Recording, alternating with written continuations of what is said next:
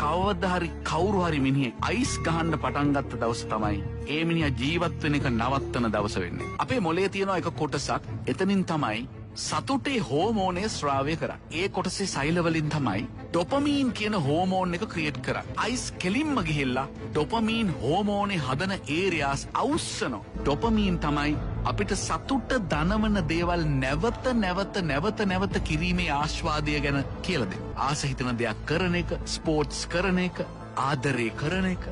යම්කිසි ක්‍රියාවකින් ඩොපමීන් එනවා නම් අපේ ඇඟ අපිට නිතරම කියන, අපේ මොළේ නිතරම කියනවා ඒ ඩොපමීන් එන වැඩේ ආයි කරන්න බබා. මේ ක්‍රිස්ටල් මෙත් එකෙන් මොළේ තියෙන ඩොපමීන් ස්‍රාවය කරන සෛල අවුස්සනවා. මොළේ ජීවිත කාලයටම හදපු නැති ඩොපමීන් ප්‍රමාණයක් එක මොහොතේ හදනවා. මේවා සිස්ටම් එකට ආපු ගමන් පුදුම ප්‍රීතිය දැනනවලු, පුදුම ආතල්ලක් දැනනවලු, මහන්සිය දැනෙන්නේ නැහැලු. කික් එක ඉස්සිලා ගැස්සිලා වික්ෂිප්ත වෙලා පුදුම වෙලා එන ඕන දෙයක් පැය ගණන් දවස් ගණන් කරන්න පුළුවන්. මේක හරියට වැඩවසම් යුගයේ මරව වැඩ ගන්නවා වගේ මොලේ ටික දවසක් ගියාට පස්සේ මේ සෛල වලට මහන්සි කාලයක් යද්දී ස්වභාවික යාන්ත්‍රණයෙන් ඩොපමීන් හදන එක නවතිනවා. දැන් වැඩ කරන්නේ කෙමිකල් එකට විතරයි. තව දුරටත් ස්වභාවික යාන්ත්‍රණය යටතේ ඩොපමීන් හදාගන්න මේ සෛල වලට බැරි වෙනවා. අයිස් ටිකක් ගැහුවොත් විතරක් අමාරුවෙන් ඩොපමීන් කොහොම හරි ටිකක් හදනවා. ඒවා වැඩ කරන්නේ තව දුරටත් කෙමිකල් වලට විතරමයි. ඒ දුක නිසායි මේකට ඇබ්බැහි වෙච්ච මිනිහෙක් ආපහු ඒක ඉල්ලන්නේ නැතුව අයිස් වලට තියෙන ආසාවක් හින්දා නෙමෙයි.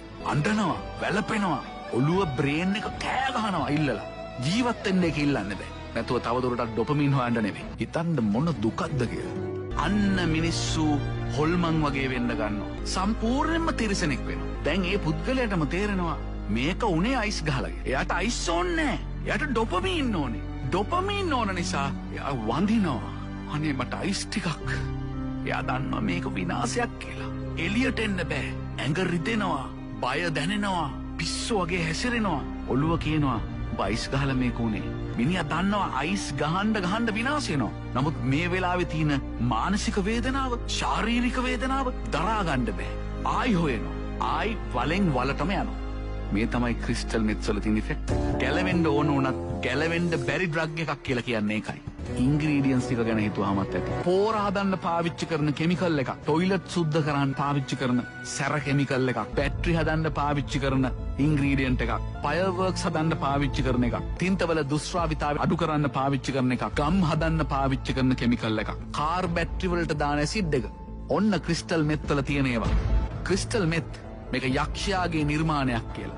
යක්ෂයා හැම විටම පෙනී හිටිනවා කියලා කියන්නේ හරීම පියෝ විදියට, හරීම අහිංසක විදියට, හරීම පිරිසිදු, හරීම නිර්මල විදියට. ක්‍රිස්ටල් කියන එක අදහස පියෝ කියන එක. ඩෙත් කියන එක වහන්න පාවිච්චි කරපු ඩිකෝයි එක මෙත් කියන වචන. එතකොට ක්‍රිස්ටල් මෙත් කියන්නේ ගණන් හදලා බැලුවොත් පියෝ ඩෙත්. අපේ දරුවෙක් එතන වැටෙන්න ඕනේ නැහැ.